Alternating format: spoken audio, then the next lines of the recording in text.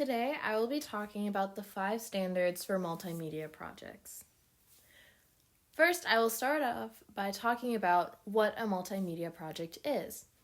The term multimedia is defined as using multiple expressions of communication. This definition allows for mediums such as videos, graphics, images, animations, and audio to be considered as forms of multimedia. The growth of digital technology has allowed for many authors to start incorporating multimedia forms of literacy within their pieces. The usage of these different forms of communication allows for readers to be able to gain a deeper understanding of the author's writing. In this presentation, I will be highlighting important rules authors should keep in mind while incorporating multimedia forms of expression into their work. The first rule I came up with is simplicity, and by this I mean not overcomplicating your project with different multimedia forms. Overcomplicating a presentation with added media to help a reader gain deeper understanding can actually do the opposite of what it was intended for. Too much can cause distractions and create an information overload for the audience. It may also cause them to miss important information within your project. In my opinion, less is considered to be more. Multimedia elements should be used to aid your writing and to not distract from it. On this slide, you can see that I included an example of what an overcomplicated multimedia presentation looks like and what a non-complicated one looks like. At the top, you can see that this one is good because it has minimal distractions, but yet it includes multimedia. The text also isn't too descriptive. It is short and simple to help not overwhelm the reader. Below it is a slide that I found online that is way too complicated and simply can just overwhelms the audience or whoever is trying to read it. The second rule I came up with is relevancy. By this, I mean that it is important to make sure that multimedia elements do not clash with the actual content of the person's project. Additions should coincide with the writing to help build off of ideas, not distract from them. To ensure that multimedia elements are relevant to the material, writers should keep the writing and added element of their choice together and explain how they coincide with each other, if possible. On this slide, I included an example I found online about the polling on the president's approval and disapproval rate. As you can see, these graphs help give the reader a better visual understanding of the beliefs on both the Democrat and Republican side. My third rule for a multimedia presentation would to be original or give credit if you borrow work. If a writer chooses to use someone else's work, it is important for them to give credit to the creator for some obvious reasons.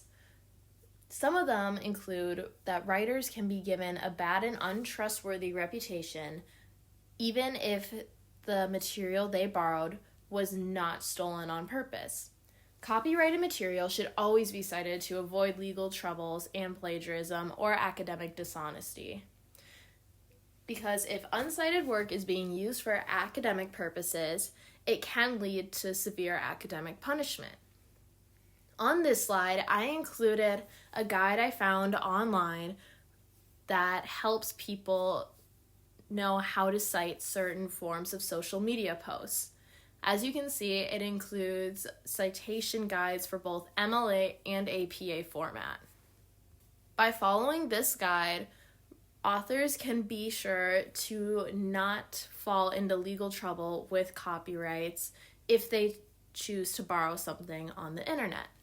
The fourth rule I came up with would be keeping videos included in a project or writing short and simple. If a video is too long, it may cause your audience to lose interest or stop paying attention at all.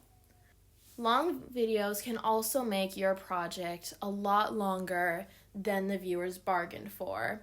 Videos included in multimedia projects should be shorter in length to keep audiences engaged with the author's writing. This may be considered as common sense for some, but I have seen some multimedia projects that incorporated really long videos that made me lose attention, or they just distracted too much from what they were trying to tell the viewers.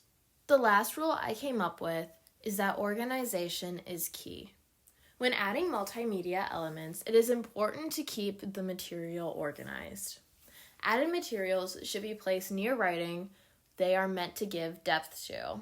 This is something I also kind of slightly touched on with my relevancy rule, but because you can ensure relevancy by making sure that it's organized to help keep your project simple and easy for the reader to understand. Organizing can help eliminate confusion for the readers as well. On this slide, I included an example from an old presentation I did that included multimedia elements. And in this slide, I organized all of my main points into little graphics to help get the reader a better understanding of where I was going with this presentation. In conclusion, although multimedia gives authors a lot more freedom to get their message across to readers, using mediums for expression poorly can end up causing complications to those who view their work. After viewing and creating a few multimedia projects myself, I have found that following these methods ensure that the reader can understand the intended meaning behind multimedia features. Since finding mediums that coincide with writing is harder than it seems, ensuring that medium is relevant and incorporated in the right spot is absolutely necessary. Simplicity is also important in order to keep the reader engaged, especially when a video is being used. Lastly, giving credit to different creators is necessary for keeping one's writing integrity. These rules will ensure that multimedia features will fulfill what you, the author, intended.